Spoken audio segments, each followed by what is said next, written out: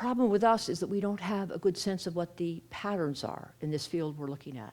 And that is what, to me and Patrick and others, is part of the most interesting aspect of this new field. We now have all these technologies to help us visualize data, gather data that hadn't been gathered before. Now we have to find a way to apply previous patterns that we know are pretty robust and to develop new patterns, because we will, based on the data that's coming in. And then this is an iterative process, and it's ultimately probabilistic. As I said at the beginning, this is not getting to real truth. This is getting to the empirically, operationally plausible truth, which is the best any of us can do in the real world. Now, so why is this not sort of standard social science? And the data gathering in this kind of pattern formation and pattern recognition is much more omnivorous. It involves people like you. Anything you see might be interesting.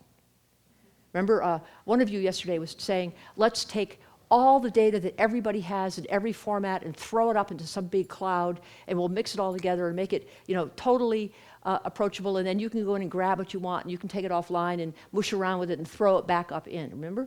At least one of you was most vivid about that, and then a lot of you were built on that. Yes, we're omnivorous. And that means that data quality actually shreds out there, right? I mean, the first point, we're looking at everything because we aren't quite sure about what the right patterns are. So we're going to, at the moment, this is where you're in this sort of state of, vigilance is when you know what you're going to do, you're well informed, you're on your skids, you're a little bit stressed, but you are informed for the task at hand. Hypervigilance is when you actually don't know what you're going to do. And all information coming in is as real as the stuff that should be discarded. And a person in hypervigilance is the sort of person, when you see in a disaster context, who is always interrupted, always interruptible, is always going to take the next piece of information as the one he acts on, rather than integrating it into the patterns and the decision trees that he's very familiar with. We're a little bit at this hypervigilance state. We're not quite sure what's relevant. Okay, fine. We'll invite everyone in. It's much more based in real time than standard empirical social science crisis warning has been. It's very much tied to local input, to geographic scope. There's an awful lot of social science early warning that is not local and is not linked to the relevant geographic scope. And it has a more limited time frame. We're not talking about years. We're looking at moments, hours, days. The other point is that as we say, we tether it to geographic and visual display in the sense that people act in space as well as time. If you read these old books on patterns in war, there's one that came out of MIT in the 70s that was using these computers that must have been as big as this room to chunk through variables and correlates that have been gathered. And there is not a graph or a map in it that has anything attached to geography. I wanted to scan one of them in for you to give it, but it would have diverted me for about 5 minutes. So, but just take my word for it. Most of the old stuff that has been going on around patterns in war is all political science IR variables, nation state, power, projection of power kind of stuff, just words. We are basically in space and time. And any book now that comes out about us, about the work we're doing, is going to have graphics, interactions, website links, okay? It's going to be an entirely different kind of book and report. And then we are looking for, in terms of analysis, we're interested in accuracy, but we want to know how fast it can be. And we are going to be aiming for what I say trenchant simplification. We're going to simplify, keep on the meaning, get the meaning even tighter, get the meaning in even tighter, and then stop when we lose the deep point of meaning. But simplification is a point that many came up yesterday, and this is going to be very important for user adaptability. The question is, why are we searching for patterns? What kinds of information could be used as we develop pilot approaches to this? And what sort of patterns come out? Well, first of all, we're going to get a background understanding. If we're talking about, and this means there's a lot of work for all of you to do because the world is a big place. We need to know what the steady state is to be able to observe the expected, the observed against the expected. What is the expected pattern for crop growth, for population settlement, for grazing migration, for housing, for steady state applications for passports per month in this community? We need to know that to begin to get a sense of the aberrancy when we begin to observe it.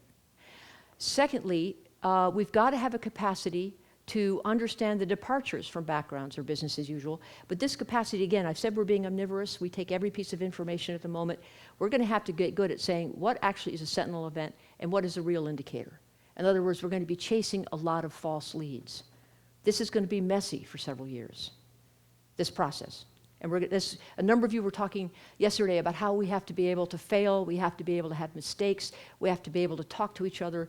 A large part of this failure, and it's inevitable in the search for this kind of robust pattern, is going to involve identifying sentinel events and indicators that turn out to be not as applicable or as transferable or generalizable as we thought they were. And then the tricky thing, but the one where we really get some robust capacity for policy, early warning, and rescue, is when we begin to see trends and patterns. But that involves several phases before. I'm just listing here all kinds of information. This information should be in the minds of the people that are taking a lot of the information from you, or in your minds, if you're sort of at the head of the food chain about developing an analysis. You should have been looking at all of this information and finding it. So it's a mixture of history and journals and talking to people. The crowdsourcing here is not in the normal sense that we've been using it, but this is again why we need to have a big community that we trust. Because somebody's going to come in and say, listen, you didn't bring in this recent migration, out of Northeast India in the face of this last big Maoist attack. People went in a different direction we hadn't anticipated. So that's a new input to what you're doing. And you're not going to know that. No one knows all this. So this is a community effort. But this is the kind of information that we need to be packing together as we seek to get a robust sense of patterns. And the first phase of it is already going to be very interesting. We've got this now, all right? We have a sense of geography and settlement. We see these changes in land use and settlement in acute or long-listening attack. And then we have a sense of the dynamics, and this is going to be the more intimate and difficult one to do at a crisis mapping population level. But a number of us think it is possible in a number of settings, and we can talk about that, to, from a distance, with a little bit of on-the-ground truth assessment, we can actually get into dynamics that are at a more intimate level. But much of this is at a population scale. And based on my work in the field and reading pretty abundantly in what others have done, I think we have some very good ideas about patterns of human behavior, individual and group, when they're under risk of attack, when they're in the context of ethnic cleansing or genocide, fear, repression, or restricted movement. They behave differently. They move differently. We can get into those details. I now have, having interviewed people that were expelled from Kosovo, from the major urban areas of Peja and Pristina. Jakova was not really an expulsion because so many people were killed and it was just burned to the ground. But Peja or Pristina, which had classes of people, and the wealthier people lived on the higher levels of the city. And what the Serbs did in both of these cities is they came in at the outskirts to the wealthy neighborhoods, and they started going to the leaders of the wealthy communities and terrorizing them. A rifle bullet in the forehead of a 2-year-old sitting at a high chair when they were having lunch. And the head of the Public Health Institute of Pristina was there, second wife, kid from the second wife, and said, you have 5 minutes to leave. And this man said that the mark of the bullet rifle chamber on his son's forehead didn't disappear for 4 hours. And you can go back and talk to him now, which I did this summer. And I say, how are you? And he said, I'm so glad to see you again. And he said, you remember when you last talked to me? And it just came right back. So there are ways. So they cleaned it from the wealthy. The wealthy then began to stream down. Then they went into the less wealthy and they committed some atrocities, left some dead women in the street, a couple of beheadings, some hands on the corner of another street. And within a matter of about 2 hours, these cities of tens of thousands evacuated.